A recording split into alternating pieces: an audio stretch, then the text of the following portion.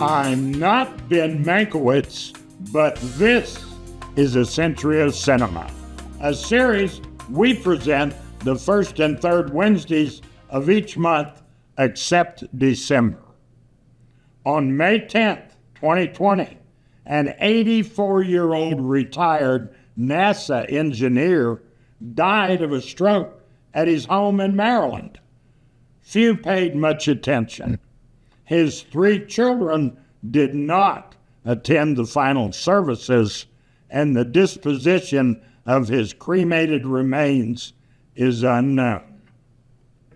In 1973, a film recounting events from his youth sold more movie tickets than Best Oscar Picture The Sting, American Graffiti, Streisand's The Way We Were, Eastwood's Magnum Force, McQueen's Papillon, and James Bond's Live and Let Die. What compelling tale could best all those superstars, grossing the equivalent of $900 million in today's dollar?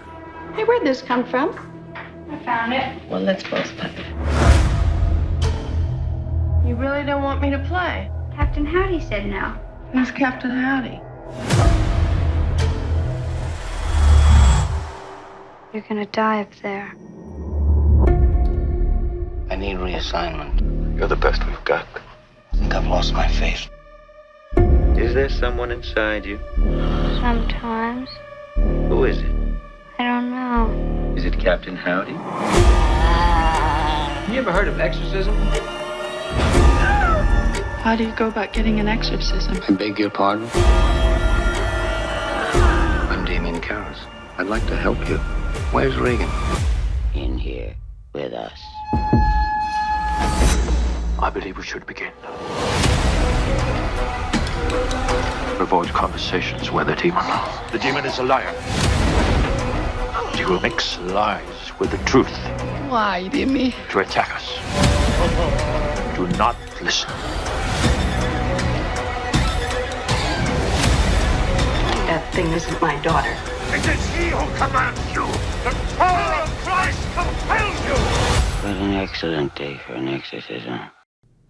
The Exorcist, William Peter Blatty's best-selling book about events taking place from March 9th through April 19th, 1949 in Maryland and St. Louis.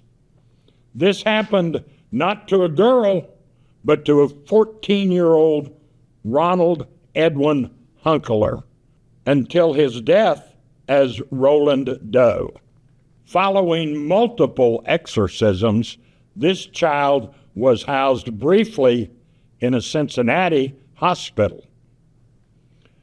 Upon his release, administrators sealed his room forever. Was this entire story a hoax by a young prankster? Shortly before his death, following a lifetime of never belonging to any church, a priest appeared at his home without being summoned to administer last rites. Ronald Hunkeler was the child of a Jewish family called Robbie in his childhood. You decide whether these events from 1949 were truth or fiction. As an English major senior at Georgetown University in 1950, William Peter Blatty heard rumors of an exorcism that had taken place nearby recently. As someone raised by a deeply religious Catholic mother and a class Victorian from a Jesuit New York high school, this exorcism story intrigued Blatty. He tucked this story away, earned his master's at George Washington in English Lit, joined the Air Force, assigned in Beirut to work for the United States Information Agency. After his stint in the Air Force, he worked as a public relations director for Loyola University and publicity director at USC. Unfulfilled, he published his first book in 1960. In 1961, he successfully masqueraded as a Saudi Arabian prince on Groucho Marx show You Bet Your Life and won $10,000. But it says Prince Care Allah. Is that anything like it? Khairallah al-Aswad al-Khair. That's close enough, huh? What's the idea of the dark glasses? Are the cops after you? Are you on the lamb? That's shish kebab, you know. Lamb, yes, I like very much. You mean you like to be chased by the police, huh? No, well, what That's close enough. All right. Yeah. Let's start at the beginning, Prince. Do you understand English? Well, a little bit. If speak slowly, I can understand. What is your full name? I mean, when you're drinking. Khairallah al-Aswad al-Khair. That's her name.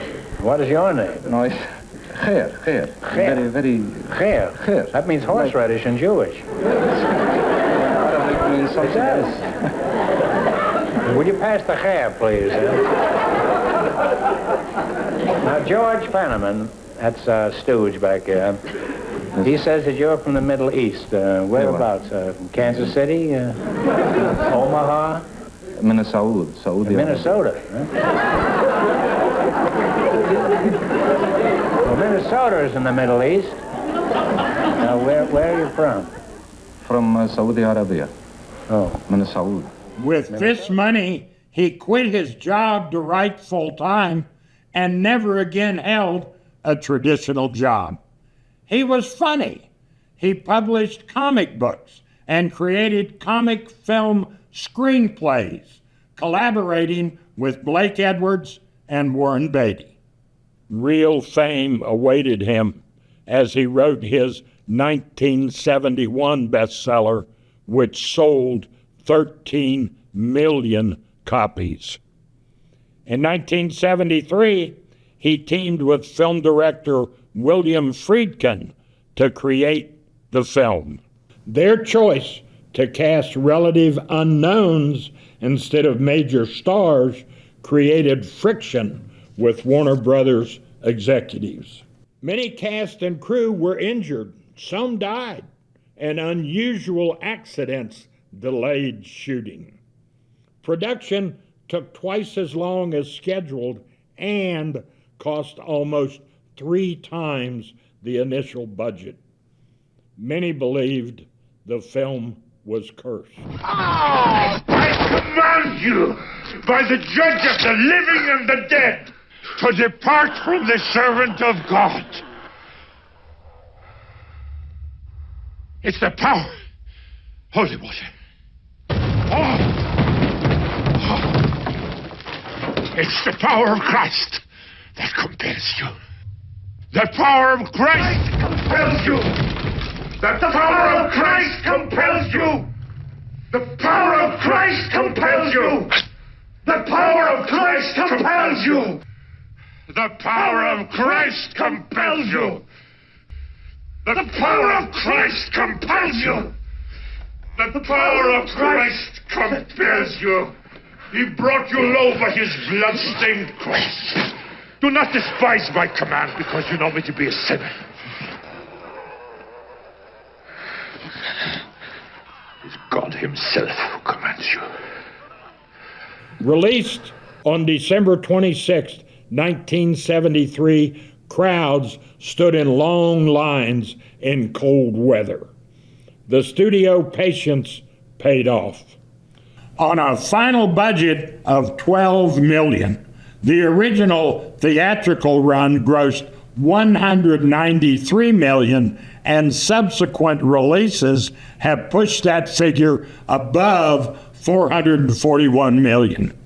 It is the first horror film ever to be nominated for the Academy Awards as Best Picture. Be sure to visit the gorgeously restored Plaza Theater and our 38-foot wide movie screen, 4K laser projection, and a world-class surround sound system. Visit myplazatheater.com for showtimes and events.